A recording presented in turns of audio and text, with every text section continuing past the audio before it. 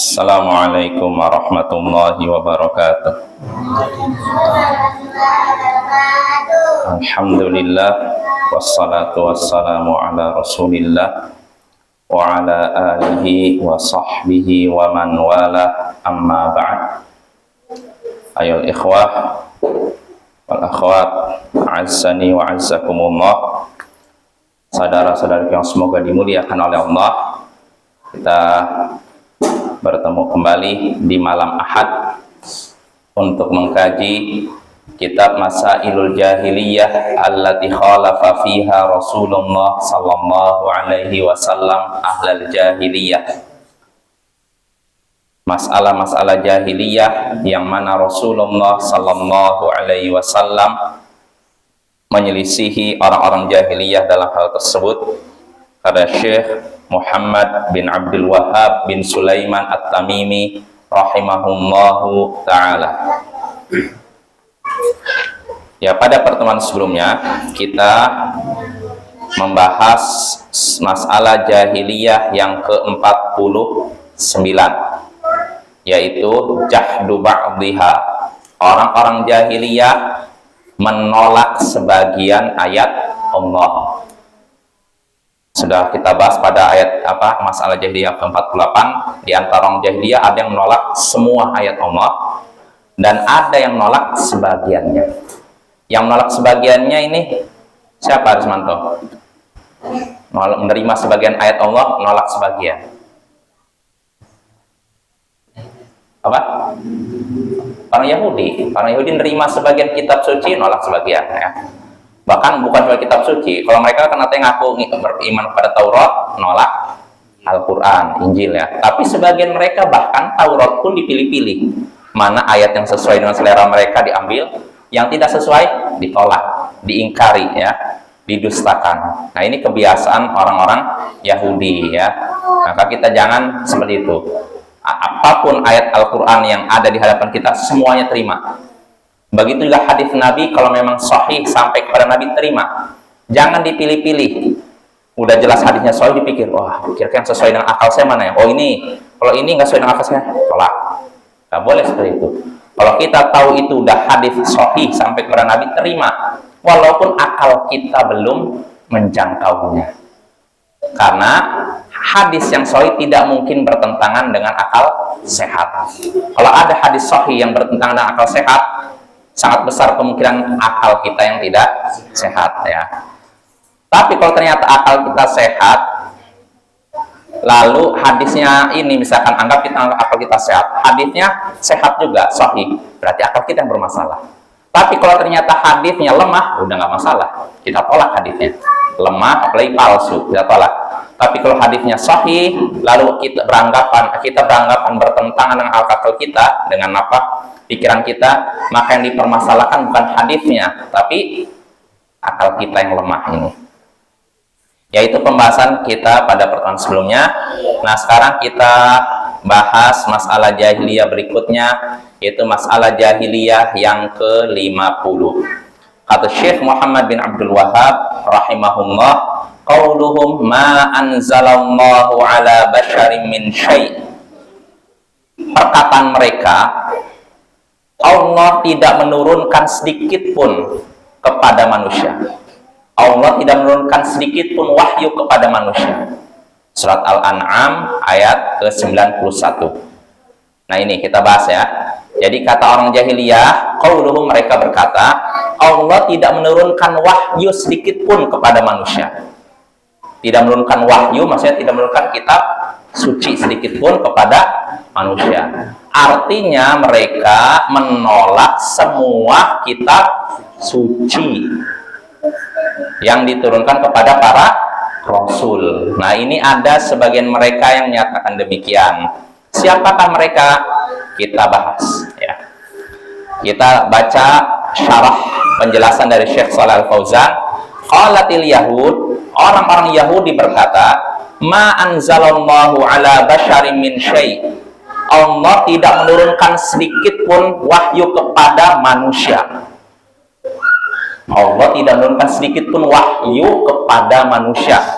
Artinya tidak menurunkan sedikit pun kitab suci. Nggak ada itu kitab Taurat, Injil, Zabur. Nah itu. Maknanya apa? Wa makna, kata Syekh, maknanya inkaru risalati kulliha. Mereka, makna dari perkataan tadi, artinya mereka mengingkari semua risalah, semua kitab suci. Wa inkaril wahyu kullihi, mengingkari semua wahyu. Ini siapa? Orang-orang Yahudi, ya. Kita baca dulu, nanti kita kritisi apakah betul Yahudi atau bagaimana. Kita baca dulu penjelasan Syekh Shalal Fauzan. Jadi kata Syekh Shalal Fauzan, ayat ini turun terkait dengan ucapan orang-orang Yahudi. Mereka menyatakan Allah tidak menurunkan sedikit pun wahyu kepada manusia. Nah, ini perkataan mereka. Terus apa yang menyebabkan mereka menyatakan demikian? Kata Syekh, walladzi hamalahum ala ma qalu al-hasad li Muhammadin sallallahu alaihi wasallam. Yang menyebabkan mereka mengatakan demikian, mengatakan apa? Allah tidak menurunkan sedikit pun wahyu, tidak menurunkan sedikit pun kitab suci. Yang menyebabkan mereka mengatakan demikian yaitu hasad kepada Muhammad sallallahu alaihi wasallam. Hasad artinya apa? Iri, dengki. Hasad hanya muncul dari bawah ke atas, bukan atas ke bawah. Ya contohnya orang yang misalkan apa? Yang tidak tampan, berarti iri kepada yang tampan, ya kan? Dari bawah ke atas kan? Jadi nggak ada orang tampan iri kepada orang yang tidak tampan. Orang yang misalkan miskin hasad kepada orang kaya. Jadi nggak ada dalam sejarah orang kaya hasad kepada orang dari bawah ke atas biasanya. Nah ini orang Yahudi hasad kepada Nabi Muhammad. Itu menunjukkan Nabi Muhammad ada di atas atau di bawah mereka? Di atas mereka. Ya, karena itu mereka hasad. Muhammad ini kok orang Arab tapi kok bisa dapat kitab suci? Mereka hasad, iri. Karena bagi mereka bangsa yang mulia adalah bangsa Yahudi, ya, Bani Israel. Tapi ini kok malah diturunkannya kitab suci kepada Muhammad. Akhirnya mereka tolak, ya. Mereka tolak dengan bahasa bukan cuma tidak diturunkan Al-Quran, bahkan tidak diturunkan semua kitab suci, ya.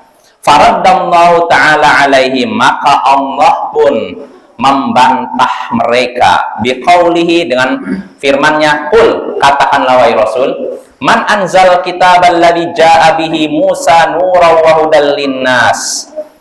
Katakanlah wahai Rasul kepada orang-orang Yahudi itu, siapakah yang menurunkan kitab? Siapakah yang menurunkan kitab yang dibawa oleh Musa sebagai cahaya dan petunjuk bagi umat manusia? Siapakah? Ini Rasul disuruh bertanya kepada siapa? Orang-orang Yahudi. Katakanlah kepada orang-orang Yahudi itu, wahai kaum Yahudi, siapakah yang menurunkan kitab yang dibawa oleh Musa? Apa kitab yang dibawa oleh Musa? Taurat. Artinya siapakah yang menurunkan Taurat sebagai cahaya dan petunjuk bagi umat manusia? Artinya ini bantahan untuk mereka. Maksudnya apa? Madum tum taqulun alkitab alladzi ma'a Musa min indillah wa Musa bashar, falimadza taqulun ma anzalallahu ala bashari min syai'. Kalau memang selama kalian mengatakan kitab yang ada pada Nabi Musa itu dari sisi Allah, kan mereka menyatakan Nabi Musa dapat kitab, kan? Kitab apa? Taurat. Kalau memang kalian menyatakan kitab yang ada pada Nabi Musa itu dari sisi Allah, dan Musa adalah manusia, ya tidak? Nabi Musa malaikat apa manusia? Manusia, kan? Kalau memang kitab yang diturunkan, kitab yang berada pada Musa adalah dari sisi Allah, dan Musa juga seorang manusia, maka mengapa kalian berkata Allah tidak menurunkan sedikit pun wahyu kepada manusia? Lah emang Nabi Musa bukan manusia? Ibaratnya gitu. Jelas ya? Ini bantahan Allah untuk kaum Yahudi. Artinya kalian berkata Allah tidak menurunkan sedikit pun wahyu, tidak menurunkan sedikit pun kitab suci kepada manusia. Lah, kalau Musa, dia manusia apa malaikat? Manusia. Lah, berarti kalau begitu Allah menurunkan kitab suci kepada manusia. Buktinya Nabi Musa dapat kitab suci Taurat itu. So jelas ya? Fahada tanaqudun minal yahud. Ini adalah sikap kontradiktif. Artinya ucapannya saling bertentangan. Di satu sisi mereka menyatakan Allah menurunkan Taurat kepada Musa, tapi di sisi lain menyatakan Allah tidak menurunkan satupun kitab suci kepada manusia. Nah, ini sikap kontradiktif dari orang-orang Yahudi, la'nahumullah, semoga Allah melaknat mereka. Hamalahum alail hasad, yang mendorong mereka mengucapkan tadi karena apa? Hasad, iri, dengki. Hatta kadzabu birrusuli kullihim, sampai mereka mendustakan semua rasul, wabil kutubi kulliha, dan mendustakan semua kitab suci, min ajli Muhammad, demi membantah Muhammad sallallahu alaihi wasallam, wa min ajlil Quran, dan demi membantah Al-Quran. Nas'alullahal afiyah, kita mohon kepada Allah keselamatan. Keselamatan dari apa? Kesesatan, penyimpangan, kekafiran. Nah ini ya, jadi ini penjelasan dari Syekh Shalih Fauzan. Fanzuru, kata Syekh ini, perhatikanlah ma yaf'alul hasad bi ahli, perhatikanlah apa akibat hasad terhadap orang yang dijangkitinya. Artinya bagaimana hasad mengakibatkan orang yang dimasukinya jadi seperti ini gitu. Perhatikan nih, akibat dari hasad. Makanya kita ayol ikhwah wal akhwat harus waspada dari hasad. Hasad itu iri dengki. Dimulai dari iri dengki, ujung-ujungnya nanti berbuat zalim, menolak kebenaran, menolak apa keutamaan orang lain, gara-gara hasad, iri. Gak suka melihat kok dia lebih, saya sama dia satu angkatan, satu ini apa, sama-sama masuk ke sekolah, tapi kok dia lebih tinggi, iri. Nah di sini udah bahaya nih. Kalau dibiarkan lama-kelamaan, iri akhirnya dibuktikan dengan tindakan nyata. Dengan apa? Dibully misalkan. Orang yang dia, ini saya iri sama ini, dibully, diejek, di apa, bahkan sebagian sampai dipukul, bahkan ada yang sampai dibunuh, dihilangkan nyawanya. Gara-gara apa? Hasad. Nah itu juga yang menyebabkan iblis apa? Tidak mau sujud kepada Adam. Karena apa? Hasad dan kibar, sombong. Maka hasad ini kalau dibiarkan bisa bahaya. Maka kalau ada hasad pada diri kita, langsung diobati. Kita iri menyaksikan orang lebih kaya daripada kita. Kita hasad melihat orang yang lebih tampan daripada kita. Kita hasad iri melihat orang yang lebih, misalkan apa? Tinggi jabatannya daripada kita.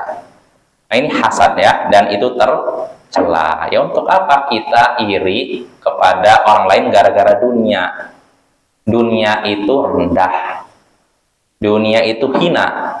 Nabi SAW mengumpamakan dunia seperti bangkai kambing. Nabi pernah melewati pasar, lalu ada bangkai anak kambing yang cacat. Bangkai anak kambing cacat. Udah ada 3 sifat kurang pada diri ini, makhluk ini. Udah bangkai, mati ini, anak kambing, plus cacat pula, telinganya agak bermasalah. Nabi angkat ini anak kambing ini, lalu berkata, ayyukum yuhibbu an yakuna hadza lahu bidirham. Siapa di antara kalian yang mau membeli anak kambing ini yang udah mati ini dengan harga 1 dirham? Ini saya jual 1 dirham, nggak terlalu mahal lah, 1 dirham aja. Maka para sahabat berkata, ma nuhibbu an naulana bi syai'. Kata para sahabat gini, nggak ada di antara kami yang mau itu. Artinya nggak mau lah, itu udah bangkai dijual 1 dirham. Maka kata Rasulullah, atuhibbuna annahu lakum, kalau memang kalian tidak mau beli kambing yang sudah mati ini seharga 1 dirham, bagaimana kalau kambing ini diberikan kepada kalian cuma-cuma, gratis, nggak perlu bayar? Maka para sahabat menjawab, ma nuhibbu annahu lana bi syai'. Wa ma ada yasna'u bih? Maka kata para sahabat, kami tidak menginginkan anak bangkai kambing itu sedikit pun. Apa yang bisa kami perbuat dengan bangkai kambing? Namanya bangkai udah layaknya campakan, dikubur, bukan dibeli. Apa yang bisa kami perbuat dengan bangkai anak kambing? Maka Rasulullah SAW pun bersabda, lallahi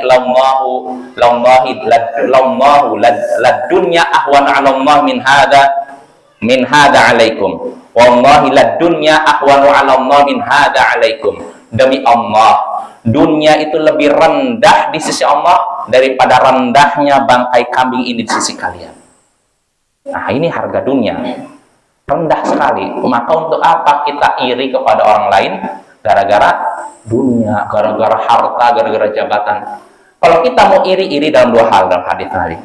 iri kepada orang yang baca Quran, mengamalkannya, mengajarkannya, atau iri kepada orang yang punya uang banyak, lalu, nah ini yang kalau kita mau iri, bukan iri karena jabatan dia lebih tinggi, dia lebih tampan, dia lebih kaya.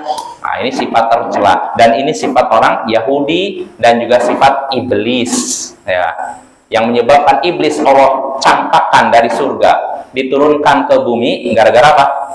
Hasad dan sombong, ya. Jelas ya? Ini, jadi kata Syekh, perhatikanlah bagaimana hasad berakibat kepada orang yang terjangkitinya. Artinya, gara-gara hasad akhirnya orang Yahudi menolak kebenaran dari Muhammad, dari Allah yang diturunkan kepada Nabi Muhammad Sallallahu Alaihi Wasallam. Nah, mungkin Bapak, ini penjelasan dari Syekh Shalih Al-Fauzan. Jadi, perlu kita teliti lagi. Tadi kan di antara sifat orang jahiliyah, mereka menolak semua kitab. Mereka sampai berkata, Allah tidak menurunkan sedikit pun wahyu kitab suci. Kata Syekh Shalih Al-Fauzan yang berkata orang Yahudi. Memang ada pendapat ulama seperti itu. Bahkan Imam Ibnu Jarir Tabari menyebutkan riwayat yang mungkin menguatkan pendapat ini. Jadi riwayatnya ada seorang ulama Yahudi datang kepada Nabi Sallallahu Alaihi Wasallam, namanya Malik bin As-Saif. Jadi ulama Yahudi, istilahnya apa? Rabi, ya, rabi Yahudi. Jadi kalau ulama di kalangan Yahudi dinamakan rabi, ya. Jadi rabi Yahudi ini, ustadznya Yahudi, istilahnya gitu. Rabi Yahudi ini datang kepada Nabi. Dia seorang Yahudi nih, datang kepada Nabi, lalu Nabi menyaksikan dia gemuk. Dia seorang rabi gemuk, ya. Maka Nabi pun berkata kepada dia, aku memohon kepadamu dengan Tuhan yang telah menurunkan Taurat. Aku memohon kepadamu dengan menyebut Tuhan yang telah menurunkan Taurat. Siapa Tuhan yang menurunkan Taurat? Allah, kan? Artinya aku mohon kepadamu dengan menyebut nama Allah. Bukankah tidakkah engkau mendapati dalam Taurat bahwasanya rabi yang gemuk itu dimurkai? Tidakkah engkau dapatkan dalam Taurat bahwasanya rabi yang gemuk itu dimurkai? Jelas, rabi yang gemuk itu dimurkai. Kenyataannya si Malik bin Saif ini gemuk. Jelas, harus nonton. Jadi Nabi bertanya kepada si Malik bin Saif, tidakkah engkau dapati dalam Taurat bahwasanya Allah murka kepada rabi yang gemuk? Dan ternyata si Malik bin Saif ini gemuk. Jelas ya? Nah, kira-kira apa reaksi si Malik bin Saif, orang Yahudi ini? Marah dia. Marah, lalu berkata dengan perkataan ini, Allah tidak menurunkan wahyu sedikit pun kepada manusia. Jelas? Karena apa? Dia disinggung oleh Nabi. Dia badannya gemuk, katanya. Kan dia badannya gemuk, terus katanya, bukankah dalam Taurat ada keterangan bahwasanya Allah murka kepada rabi yang gemuk? Maka dia pun marah, lalu berkata, Allah tidak menurunkan sedikit pun wahyu kepada manusia. Allah tidak menurunkan sedikit pun kitab suci kepada manusia. Nah, inilah sebab turunnya ayat tadi, ya. Jadi yang mengatakan kira-kira semua Yahudi atau satu Yahudi? Satu Yahudi, bukan semuanya. Nah, setelah dia menyatakan demikian, Allah tidak menurunkan sedikit pun wahyu, tidak menurunkan sedikit pun kitab suci kepada manusia. Ininya kan dia datang bersama istilahnya teman-temannya atau mungkin umatnya. Langsung, wahai celaka kamu, kenapa kamu sampai berkata gitu? Kan Allah menurunkan wahyu kepada Musa. Gimana kamu menyatakan Allah tidak menurunkan wahyu sedikit pun? Namun dia mengulangi lagi, Allah tidak menurunkan wahyu sedikit pun kepada manusia. Maka turunlah ayat ini. Jelas ya? Nah, jadi yang mengatakan siapa? Satu Yahudi, bukan semua Yahudi. Maka kalau kita misalkan berpendapat ini adalah orang Yahudi, maksudnya bukan semua Yahudi, tapi satu Yahudi. Ini pertama. Lalu kedua, perlu kita ketahui, para ulama lain ahli tafsir ada yang berpendapat maksudnya ayat ini turun terkait dengan orang-orang Quraisy, musyrik Quraisy, bukan orang-orang Yahudi. Dengan alasan apa? Orang Yahudi tidak ada yang mendustakan Taurat, tidak ada yang mendustakan sebagai mereka Injil, kan terima kan?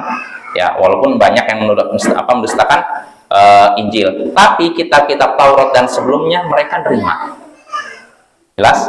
Nah, makanya sebagian ulama menyatakan yang benar ayat ini turun tentang musyrikin Quraisy, musyrik Arab penyembah berhala. Dan inilah pendapat yang dikuatkan oleh Imam Ibnu Jarir At-Tabari dalam tafsir beliau. Dan itulah pendapat yang saya pandang Allahu a'lam lebih kuat. Jadi yang benar ayat ini bukan turun tentang orang Yahudi, tapi tentang kaum musyrikin Quraisy. Karena orang musyrikin Quraisy menolak semua kitab.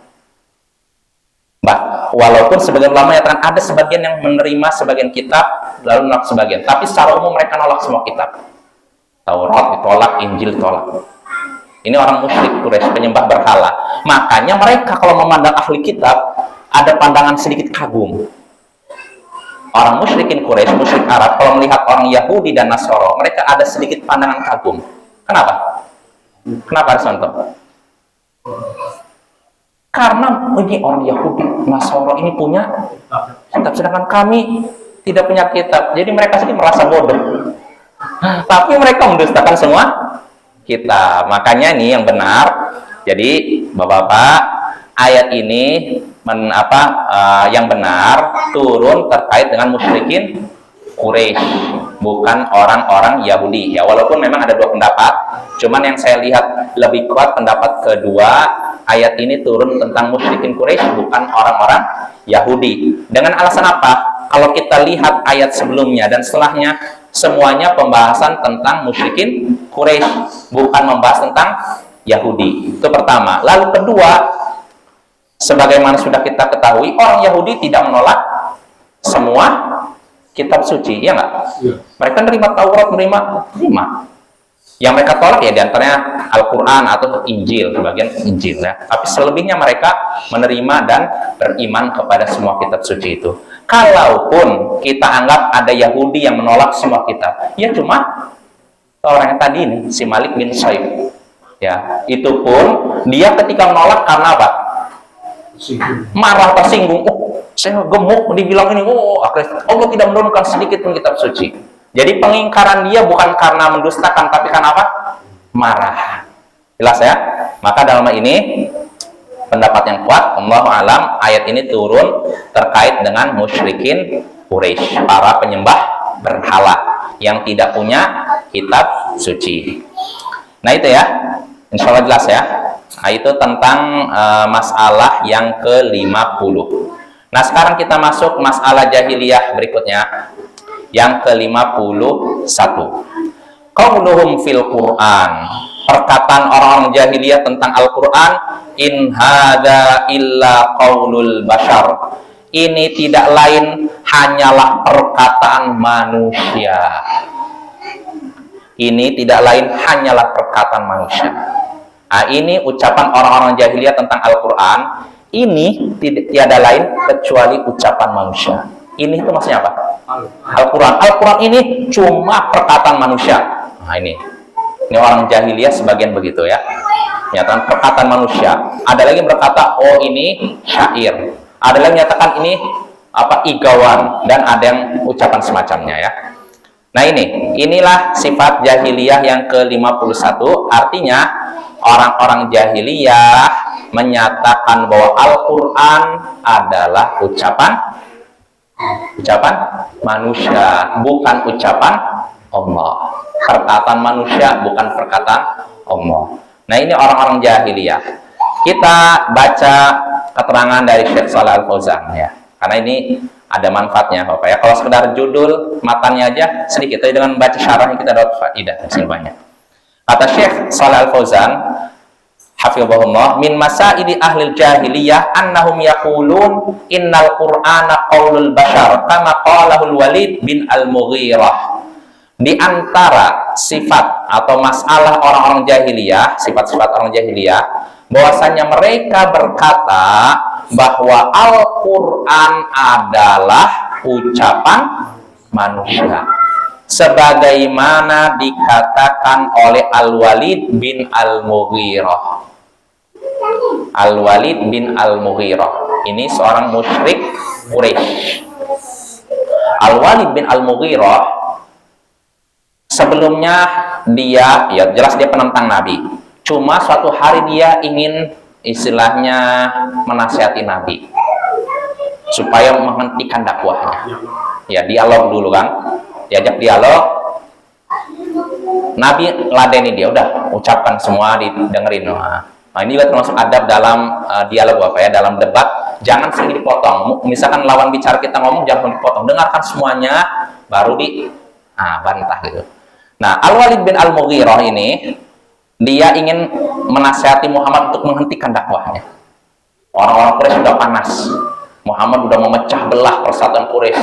Bapak sama anak ribut, abang sama adiknya ribut, sepupu dengan ininya ribut, paman dengannya ribut. Ini gara-gara Muhammad, makanya mereka ingin menghentikan. Nah, akhirnya mereka mengutus Al-Walid bin Al-Mughirah. Bicara panjang lebar di hadapan Nabi, Nabi dengarin aja. Sudah? Katanya, oh ya sudah. Nah, akhirnya baru Nabi membacakan ayat Al-Quran. Saya lupa ayatnya apa, surat Fussilat kalau salah. Setelah baca, Al-Walid bin Al-Mughirah langsung tercengang. Kenapa kira-kira? Nggak pernah dia mendengar perkataan seperti ini. Dia langsung pulang. Setelah mendengar itu ayat itu pulang. Nah, orang-orang Quraisy, musyrikin Quraisy yang menanti Al-Walid bin Al-Mughirah bawa berita apa? Mereka terkejut loh. Dia waktu pergi mukanya begini, pas pulang kok beda lagi. Wah, mereka curiga, jangan-jangan Al-Walid bin Al-Mughirah ini terpengaruh oleh Muhammad kena sihir. Akhirnya dikatakan, bagaimana? Demi Allah, katanya, aku nggak pernah mendengar perkataan seperti yang diucapkan oleh Muhammad. Maksudnya Al-Quran. Aku belum pernah mendengar perkataan seperti yang dibacakan oleh Muhammad. Itu mungkin sihir. Saya udah tahu sihir nggak seperti ini. Oh, ini mungkin syair. Saya orang yang ngerti syair. Saya nggak pernah dengar seperti ini. Akhirnya celakalah, ditekan dia. Oh, berarti kamu beriman kepada Muhammad ya? Oh, enggak. Saya pikirkan dulu bagaimana caranya untuk membantah ini. Dia pikir.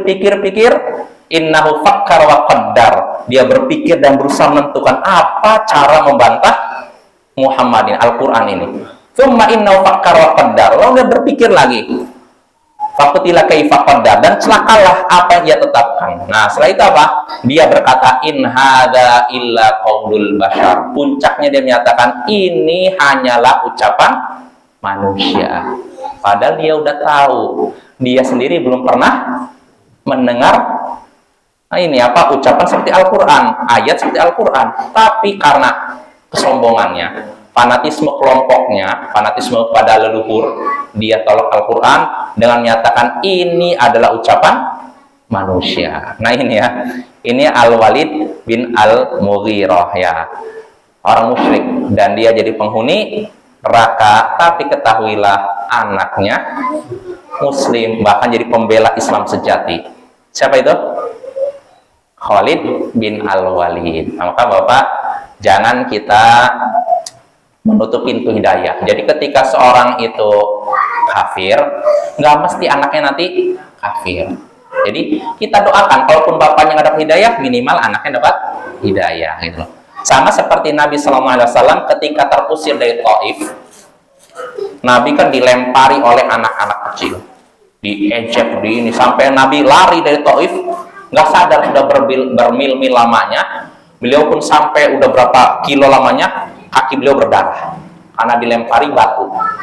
Nah, dalam keadaan demikian beliau bersandar di sebuah pohon. Datanglah Jibril dengan 2 malaikat penjaga bukit dekat Taif. Malaikat ini, Jibril mengucapkan salam, ini ada 2 malaikat penjaga bukit. Silahkan kamu memberikan perintah Muhammad. Maka 2 malaikat ini menawarkan, wahai Muhammad, kalau engkau mau, bisa saja kami angkat bukit ini, lalu kami timpakan ke penghuni Taif. Karena mereka sudah apa? Mengejek Nabi, menyakiti Nabi, melukai Nabi. Bisa kami angkat, lalu kami. Namun apa jawaban Nabi? Bal arju an yukhrijallahu min aslabihim man ya'budullaha wa la yusyriku bi syai'a. Tidak. Aku bahkan berharap Allah mengeluarkan dari keturunan mereka orang yang beribadah pada Allah dan tidak menyekutukannya sedikit pun. Lihat tuh. Padahal sudah ditawarkan Bapak. Kalau mau bisa aja langsung malaikat binasakan seluruh penduduk Taif. Tapi Nabi tidak menolak. Nabi tidak menerima itu. Nabi menolak. Ini sikap apa namanya? Bijak. Ya. Kalau saya yang ditawarkan, mungkin beda. Oh, udah habis aja lah. Udah berdarah saya, mungkin kayak gitu. Ya karena kelemahan sifat saya kan. Tapi kalau Nabi enggak, hikmah, bijak, sabar. Akhirnya apa?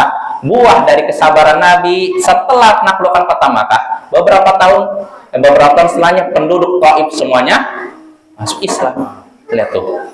Maka dakwah itu butuh sabar. Perhatikanlah Bapak, kalau kita perhatikan ucapan Nabi, aku berharap Allah mengeluarkan dari keturunan mereka orang yang beribadah pada Allah. Nabi tidak menyatakan aku berharap mereka akan beribadah pada Allah, tapi berharap pada apa? Berharap pada Allah agar mengeluarkan keturunan mereka. Artinya apa? Saking dahsyatnya penentangan penduduk Taif, Nabi seakan-akan kayaknya mungkin susah kalau bapaknya, tapi anaknya mungkin. Jelas ya? Maka kita jangan tergesa-gesa. Kalau menyaksikan ada orang menentang dakwah, jangan langsung binasakan. Enggak. Dia menentang. Siapa tahu anaknya enggak menentang. Siapa tahu anaknya malah dapat hidayah. Nah, ini yang perlu kita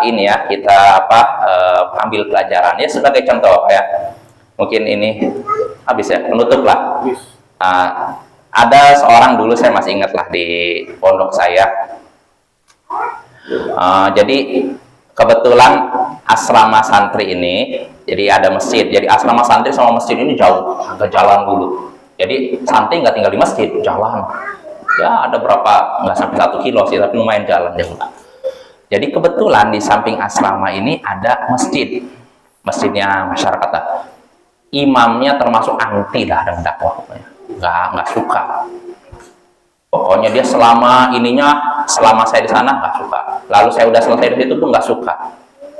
Termasuk bisa, kalau dibilang memprovokasi sih enggak, tapi menampakkan kebenciannya terang-terangan. Tapi siapa sangka, setelah saya meninggalkan itu dan udah nyampe sini, 2 cucunya udah ngaji.